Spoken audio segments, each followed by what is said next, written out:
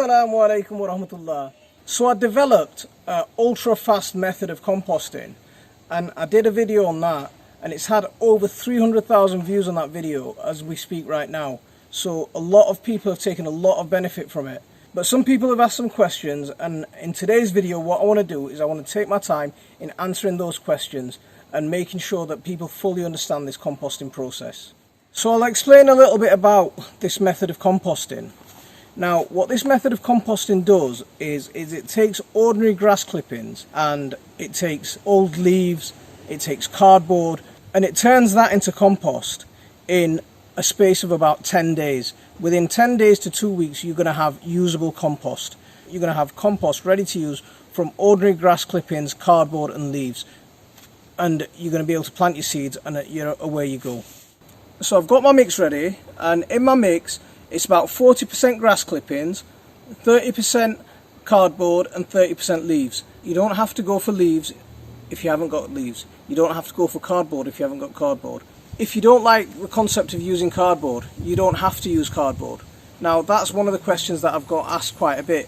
What can I use instead of cardboard? Some people have asked if they can use shredded paper. Absolutely, not a problem. You can use shredded paper without any issues. Old newspaper, perfectly fine to use in this method. If you've got a paper shredder, that's fine, it'll do the job. If you haven't used a lawnmower, it'll do the job. It's a bit messier, but it'll do it. So Daniela asked about weeds in the lawn. Is that an issue? Weeds in the lawn is not an issue at all, as long as they haven't gone to seed. If they've gone to seed, things like dandelions, if they've gone to seed and your lawnmower in the seed heads, then the problem you will have is dandelions are pretty robust. They survive pretty much most of what we can put them through. So you might end up with dandelions sprouting up in this mixture because it's not really hot composting. So if they haven't gone to seed, weeds are good. And that answers one of the objections that was raised. One of the comments left at the bottom of the last composting video that I did on this was that it's going to be nutritionally deficient, the mix that I'm using. If you look at the grass that I use, it's full of grass, it's full of clovers, it's full of dandelions, it's full of plantain, it's full of all kinds of different plants. And also the leaves that I use, they're all kinds of different leaves. They're not just the same tree. So when you're adding all that mix together, you're using a really wide range of diverse mix of ingredients. And that puts to bed any objections about nutritional deficiency. Another objection that was raised was that I'm using too much nitrogen. I am using a lot of nitrogen because I want this to heat up quite fast. Like in a traditional hot compost pile, I'm not relying on heat to be generated from the bulk of the compost pile. This is a small batch method. And that's why I developed this, because a lot of people don't have the space for large composting bays. A lot of people struggle with identifying what a brown is and what a green is. And for example, a manure looks brown but it's actually a green. So a lot of people do struggle with things like that. So I developed this method to be a really straightforward method for anyone to be able to pick up and get going. So now that I've got my ingredients, let's get this rolled out and let's get it prepared. So now that I've got my grass clippings, my leaves and everything on the ground already, I'm just going to spread them out a little bit.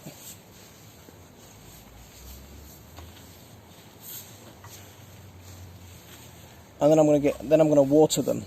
So I've got my list of questions here, and it goes onto two sides. So there's a lot of questions that I'm going to try and get through and answer for you, because they're common questions and a lot of you have asked them over and over again. So I wanted to do a specific video and get to the heart of your questions.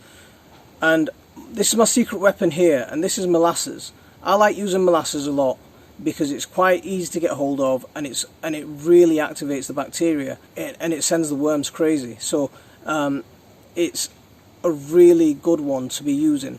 Now, you can use alternatives to this, and that's a very common question that I get asked. What can I use instead of molasses? What can you use instead of molasses? You can use sugar, ordinary plain sugar, mix it in with some water, use that. You can use fizzy drinks, so Coca-Cola, Pepsi, just to balance it out and not plug one over the other. If you're like me and you buy cakes and you end up with a load of icing that people don't eat, you know, the marzipan, the icing, you can even take that, leave it in a bucket of water, and it'll turn into a nice sugary mixture for you to use. So you can just use that even. So anything with a lot of sugar in it, use that. One of the top tips that I was given by Nick Roberts in one of the comments of this video was, when you use the molasses, because it's quite hard and it's quite hard to mix, before you add it to a cold bucket of water, get a cup of hot water, and I'm going to try and balance it on the end there, and just mix it into that first. So I've got my hot molasses there, and just dissolve it into the hot water first, and it's much easier to dissolve. So it's a very clever trick. So that's why I think it's really useful for you guys to leave me comments, because I get to learn something as well. In the old video, when I was tapping it on the bucket and trying to get it to mix in properly, this is a much better method of getting it to mix in. Diane asked about the ratio of sugar to the water. Now, what I use in a 10 litre bucket, I add about 3 tablespoons of molasses. So 3-4 spoons of sugar, 3-4 spoons of honey, 3-4 spoons of molasses. That's perfectly fine. So now I've got it dissolved, I'm going to just pour it into my big bucket and let that mix in. See, it's all gone. So that's the ratio of molasses that I use. 3 or 4 tablespoons of molasses to a 10 litre bucket of water, and that'll do the trick. So I'm going to water it with my molasses water and just give it a light sprinkle while it's spread out. Make sure, and this is where I'm going to position it, so I'm giving that a little bit of an extra water, and then I'm going to pull the other lot over the top, and I'm going to pile it up like a small windrow. So once you've piled it up like that, just give it another little water over the top, let it all seep through. For a wheelbarrow full of material, especially at this time of year when the grass has a little bit more water content in it, you're going to use probably about 8 litres of water per wheelbarrow load, and that's mixed in with 3 or 4 spoons of molasses. Now I'm going to cover it up. So now that we've got it covered up, what I've used is a couple of boards on either side of the bags to hold it down. Don't put the board on top, because that'll slow the decomposition down, and because it'll compact it and it won't allow the air to get in. A question that I was asked was, why do I use black plastic in this process? Now, the reason that I use black plastic instead of clear plastic is that clear plastic, yes, will heat up, but it'll act like a greenhouse, and any seeds and any weeds that you've got in there will germinate because they're getting the light, they're getting the warmth, and it's perfect conditions for them. But with black plastic, what happens is you exclude the light. So you're attracting the sun's heat because it's black, and black attracts heat. You're warming it up that way, and you're excluding the light, so you're not giving the chance for seeds and for weeds to germinate in here. So that's the reason that we go for black rather than clear or any other colour. And another thing about this is this method, it combines solarisation, which is a tried and tested method that a lot of people use. So over the winter, people put down black plastic over their whole growing beds, and what will happen, especially if they've got weedy beds, they'll put black plastic over the top over the course of winter and early spring and towards planting season.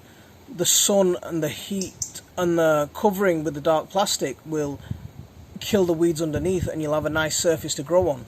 And this is what this process uses. It uses that principle as well to heat up the compost pile. And we're not aiming for a super hot 60-70 degrees Celsius compost pile. We're aiming for 30-40 degrees to get this slowly cooking over, but because we're using the solarisation as well, it cooks that much faster. Then what you're going to do is each day you're going to come back and you're going to break this pile apart, just like I showed you in the last video. You're going to break this pile apart, give it another watering, put it back together. And you're going to repeat that process every day or every other day for the next 10 days. And by day 10, if your conditions aren't ideal, it might take you to day 14, but you're going to end up with some nice usable compost really quickly. Miss Skitty Cat Jones asked, will shredded weeds do the job? Can you use shredded weeds if you don't have grass clippings? Now, weeds like this, dock, dandelion, plantain, I mean, plantain's a really good medicinal plant as well, but if we consider it a weed, fine. Things like this will do the job. If you shred these up and use these instead of grass, fine, absolutely not a problem at all. I mean, I use it in the mix of all my stuff anyway. So Tiffany Broadbent asks, can you add kitchen scraps to this process? You can add kitchen scraps to the process, but you're already using a lot of greens, and I wouldn't recommend it. Personally, my favourite method of composting kitchen scraps is using vermicompost. I don't think there's a better way of composting kitchen scraps than using vermicompost, to be honest with you. If you've got the space to do vermicompost and to do this method, then I'd avoid the kitchen scraps in this method and save it for the vermicompost. But you can do if you really need to. Marlene Spy also asked, will this method work on sandy soil? Yeah, absolutely fine, not a problem. How your soil is not an issue. One thing that we do try and rely on with this process is worms coming up from the soil. Now, if you haven't got worms in your soil already, covering the soil and giving them the right conditions will attract them. When worms have something to feed on, and that's mainly through organic matter, whether it's through grass, whether it's through manure, whether it's through leaves, when you give them something to eat, you'll attract worms anyway. So Alina D asked about slugs and snails in this process. Now, if slugs and snails come in at this point, it's not a problem at all because they'll help you break it down. But once the compost is ready, what I'd recommend doing then, if slugs and snails are a problem, spread the compost out onto the bed for a day or two. Let the birds come in and eat whatever. I mean, if you've got blackbirds in your local area, they'll demolish the snails. They'll eat slugs. Let them come in and do that work for you. And once they're finished doing that work, just pile it back up and collect your compost. You'll just add on a day to your composting process. Instead of having to use insecticides, you'll use the birds to do the pest control for you. So Jurian 2 asked, will this process work during winter? When I first did the video, it was in March, April time, and in March, April time in the UK it's quite cold. It's not really that warm, so yes, it'll work, but one thing that will happen is if the temperatures become freezing and it gets down to below 5 degrees, it will really slow down. So this is a process ideally for spring, for summer and for autumn. Now I'm making this pile, it's the 20th of September, and by the 1st of October I should have ready to use compost. Absolutely fine. So Michelle H asked, will this process work in a container? It'll work perfectly fine in a container. I mean, I like using it on open ground because you can naturally call in the worms and they'll help do a lot of the work for you. But if you haven't got access to the ground space, then use a wheelbarrow or use a container. Not a problem at all, perfectly fine to use. But the way I'd do it in that is I'd line the bottom with a couple of inches of soil, and then I'd pile everything else on top. Why is adding that soil important? Because soil contains millions and millions of microbes and millions of beneficial microbes. So you want them on your side. You want to use them to your advantage, and you want to feed them, and you want them to multiply, and you want to add them back to your soil, to your garden in abundance. Can this compost be used for flowers or veg? Now, admittedly, it is going to end up being a nitrogen-rich compost. So anything that loves a lot of nitrogen, it'll be fine. Whether it's flowers or vegetables, the pH is not a problem. It's going to come out to about a neutralish pH because leaves, grass, cardboard, depending on the types of leaves you obviously use, some leaves can be quite acidic, especially if you're using things like oak and pine needles. It can be quite acidic, but as it breaks down and over the longer term, it'll revert to neutral anyway, so I don't think that's a major issue. One question was, does it damage the lawnmower? Cardboard doesn't damage lawnmowers, leaves don't damage lawnmowers. I mean, the grass is tougher than that anyway. The things that will damage your lawnmower are odd stones and sticks that are in your lawn. That might damage your lawnmower, but leaves and cardboard won't damage your lawnmower. Cecilia asked quite an important question actually, and this links into something that I actually fell victim to very recently, was pesticides. Can you use grass that's been treated with pesticides? For me, that's an absolute no-no. It's an absolute no-no for me, because what will happen is some pesticides don't break down during composting processes. They stay attached to the lignin in the plants that you've used, and they'll come back and they'll continue to harm the plants that you're trying to grow. I mean, I fell victim to that. I used some mulch on pretty much most of my garden this year, and I poisoned a lot of my garden this year through a herbicide called aminopyrrolide. A lot of my plants suffered because of it. I mean, some didn't, but a lot of them actually did suffer.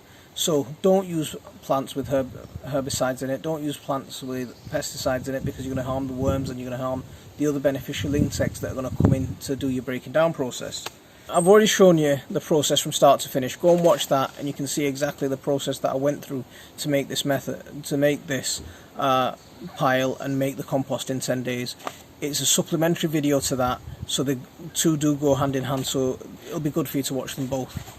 So I've answered the most common questions that I get asked. If you've got any more, leave comments of the video. I'll try and answer them in the comment section, and if I get enough questions and I get the same kind of questions asked over and over again, I'll do another video and clarify some more matters for you. I'm sure you found that beneficial. Don't forget to hit the like and subscribe for regular updates, and I'll leave it there for this one. Assalamu alaikum wa rahmatullah.